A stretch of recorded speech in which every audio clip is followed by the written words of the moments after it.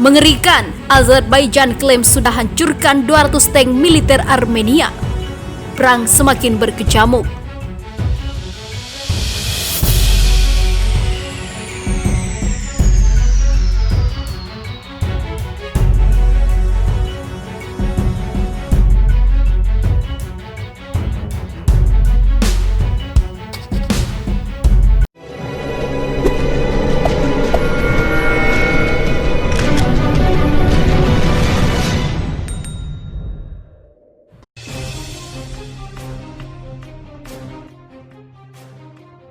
Ketegangan antara Armenia dan Azerbaijan hingga saat ini terus meningkat. Angkatan bersenjata Azerbaijan saat ini tengah bersiaga di sepanjang perbatasan Nagorno-Karabakh untuk mengadang pasukan militer Armenia. Serangan terakhir yang dilakukan oleh pasukan militer Azerbaijan dilakukan pada Rabu malam 30 September 2020 waktu setempat. Mereka menyerang arak-arakan atau konvoi pasukan militer Armenia yang tengah mengarah ke Karabakh. Dari rekaman video yang diperoleh FIFA Militer, rudal militer Azerbaijan telah memecah konvoi kendaraan militer Armenia. Tentara Armenia kocar kacir dengan serangan yang dilakukan tersebut.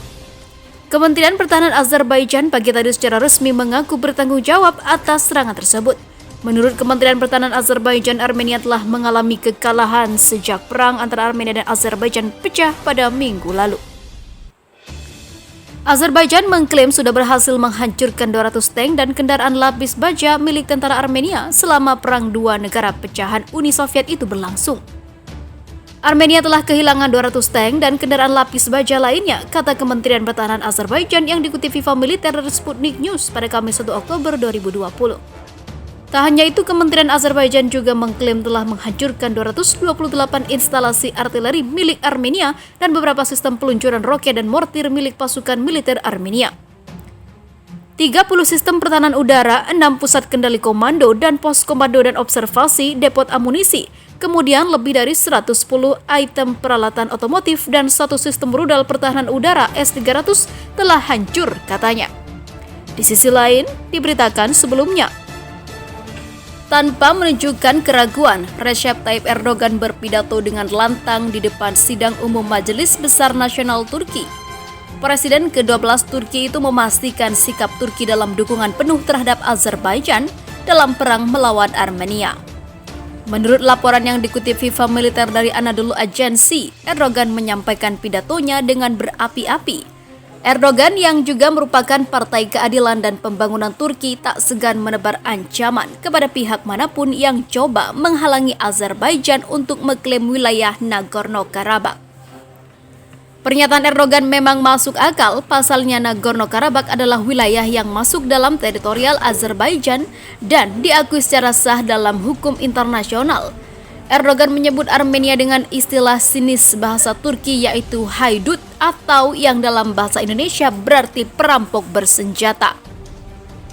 Kami akan terus memberikan semua jenis dukungan. Saya memperingatkan mereka yang mendukung negara perampok ini, mereka akan dimintai pertanggungjawaban di hadapan hati nurani bersama umat manusia, ujar Erdogan. Di hadapan para pejabat tinggi, Erdogan juga menyindir negara-negara yang menjadikan Turki sebagai sasaran tuduhan. Mantan wali kota Istanbul itu menyebut negara-negara itu hanya bisa berteriak menuduh, sementara tidak ada kontribusi nyata untuk menyelesaikan perang Armenia-Azerbaijan. Dalam kesempatan ini juga Erdogan lagi-lagi memberikan respon keras terkait tudingan Turki telah memobilisasi tentara bayaran ke Azerbaijan.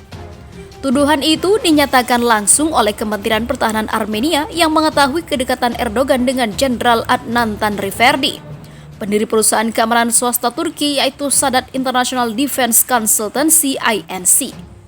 Erdogan disebut Armenia menggunakan jasa Tanriverdi dan perusahaan keamanan swastanya untuk memindahkan tentara bayaran dari Suriah dan juga Libya. Armenia juga meyakini tentara-tentara bayaran Turki tak lebih dari sekelompok yang berafiliasi dengan organisasi semisal negara Islam Irak dan Suriah. Beberapa dari negara ini menargetkan kami mengatakan yang sebenarnya. Jangan dilupakan bahwa negara-negara itu tidak ada, baik kemarin dan juga besok. Tetapi dengan izin Allah kami akan terus berada di tanah ini, yaitu Azerbaijan. Armenia tidak akan bisa mengesampingkan segalanya. dalam upaya menyelamatkan dengan memfitnah Turki, kata Erdogan. Sementara itu, penyebab hancurnya 2 unit jet tempur angkatan bersenjata Armenia disebut adalah karena serangan pesawat perang milik militer Turki. Selain menuai kecaman dari Armenia, Turki dikhawatirkan akan memancing kemarahan Rusia. Dalam berita FIFA militer pada Rabu 30 September 2020 disebutkan bahwa ada 2 unit pesawat tempur Sukhoi Su-25 angkatan bersenjata Armenia yang jatuh di wilayah pegunungan. Jatuhnya pesawat-pesawat tempur itu diklaim Kementerian Pertahanan Armenia akibat serangan jet perang angkatan bersenjata Turki atau TSK. Insiden ini mengundang kemarahan Rusia yang merupakan sekutu terbesar Armenia. Intervensi Turki dalam perang Armenia-Azerbaijan membuat Rusia geram dan mengancam akan berbalik menyerang. Lewat juru bicara Kementerian Luar Negeri Maria Zakharova, Rusia memastikan akan mendukung penuh untuk melawan pasukan gabungan Turki dan Azerbaijan. Kabar jatuhnya pesawat tempur Su-25 yang disebabkan oleh F-16 menurut Kementerian Pertahanan Armenia akan mempersulit dan juga memperumit situasi karena Moskow berkewajiban untuk memberikan bantuan militer kepada Armenia. Di bawah perjanjian Tashkent, ujar Zakharova dikutip FIFA militer dari bulgarianmilitary.com.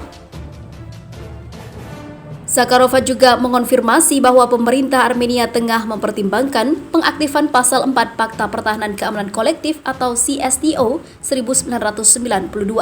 CSTO sendiri merupakan perjanjian keamanan yang melibatkan Rusia dengan anggota Persemakmuran Negara-Negara Merdeka.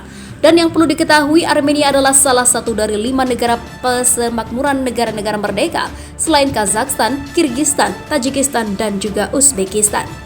Pasal 4 CSTO berbunyi, jika salah satu negara pihak menjadi sasaran agresi oleh negara atau kelompok negara manapun, maka ini dianggap sebagai agresi terhadap semua negara pihak pada perjanjian ini. Situasi ini membuat hubungan Turki dan juga Rusia kembali memanas. Kedua negara ini juga terlibat dalam pengerahan pasukan proksi dalam perang saudara Libya. Turki mengirim sejumlah pasukan ke Libya untuk mendukung pemerintahan Kesepakatan Nasional atau GNA melawan pasukan pemberontak Tentara Nasional Libya atau LNA yang didukung oleh Rusia. Turki disebut menggunakan jasa tentara bayaran yang diambil dari Sadat International Defense Consultancy (INC) pimpinan Jenderal Adnan Tanriverdi. Sementara Rusia juga melakukan hal yang sama dengan mengerahkan pasukan bayaran dari perusahaan keamanan swasta Wagner Group.